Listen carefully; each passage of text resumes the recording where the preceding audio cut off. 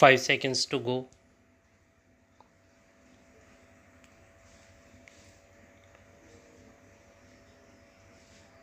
Start. Mr. Deputy Speaker, Sir, I would like to thank you for the observations made right at the very beginning, where the members have been reminded of limiting their debate within certain rules and to confine themselves to the relevant subjects. I feel that has greatly helped us. There has been a saying in time, and that has had a very good effect. Sir, with your indulgence, if I go back, I thought when we ring out the old and ring in the new, we start the new year with happier thoughts, more optimistic tone, and better ways of cooperating and working together. I thought the year that has passed by, with all adverse comments and things which are really affecting the economy, inflation, and condition of the country, inflation and conditions of the country to some extent was a thing of the past, and we were starting a new era with a more optimistic note and a greater confidence, and also with a greater spirit of participation and coordination. My honorable friend, who I think is not only a great mathematician but also an economist, because some years ago he presented an alternate budget, if I am not mistaken, said that we enforced emergency only to continue in power. I live to his wisdom, and he also said that we were deliberately misleading the House. He further said that we were suffering from many delays and many deficiencies and various other things. Certainly, we do realize that there are many things which have to be improved. We also realize that there is a great scope for economy. We also need for improvement. At the same time, I certainly would beg of the honorable member there, who is a very learned member too, that we have no intention of ever misleading the House. We never did it in the past, nor do we intend to do in the future. I do hope that he has the eyes not only to see and ears not only to hear, but at the same time he will cast his net a bit wider and see the things which have improved the economy and created a better country for him and for us, which will have an effect not only here but also abroad.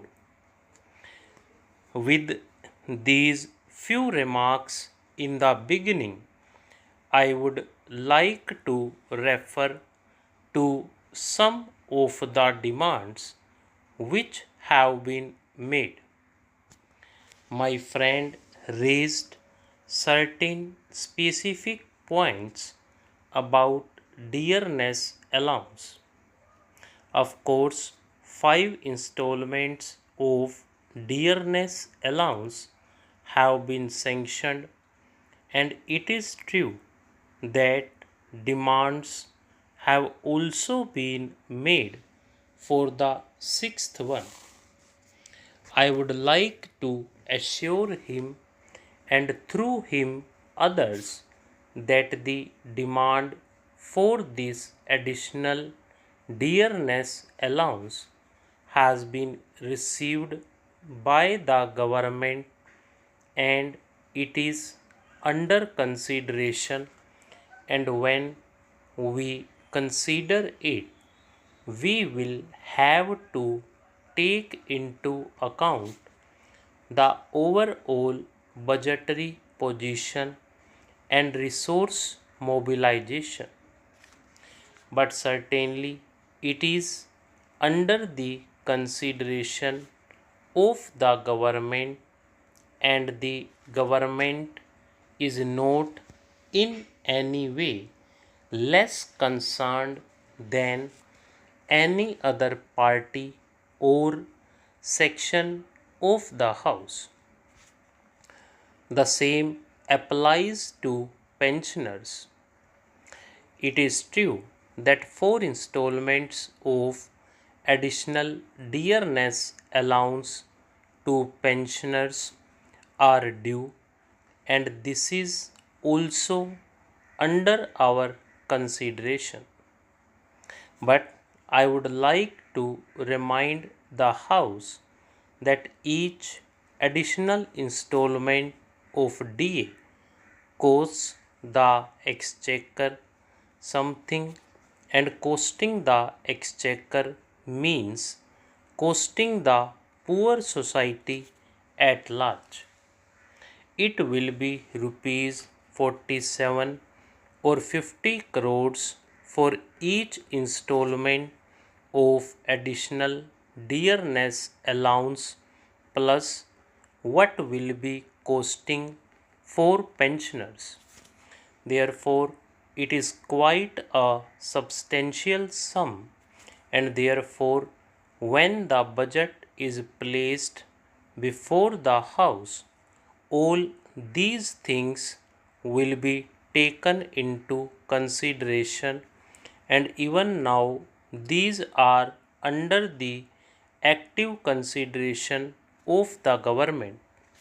Second thing is about the plant which was referred to by the honorable member.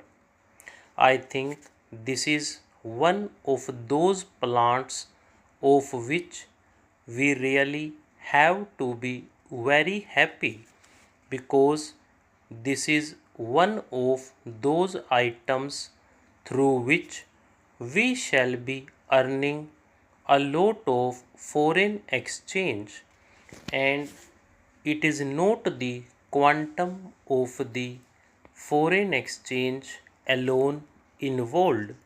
There is the modern technology, the sophisticated technology we will be gaining, and the future market.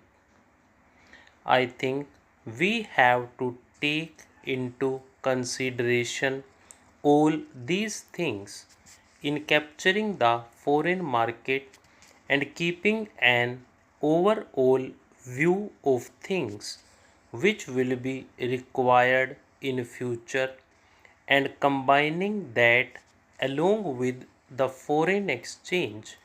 I think this is one of the items to which the honorable member will not object, and I think he should welcome it.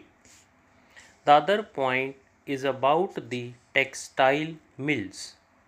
It is true, and also as the honorable members are aware, the National Textile Corporation was set up to go into the question of how to rehabilitate or modernize these sick mills, which have a large employment potential also.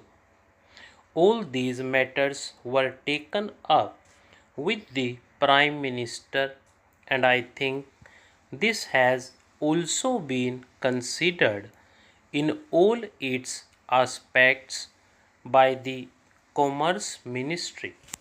Stop.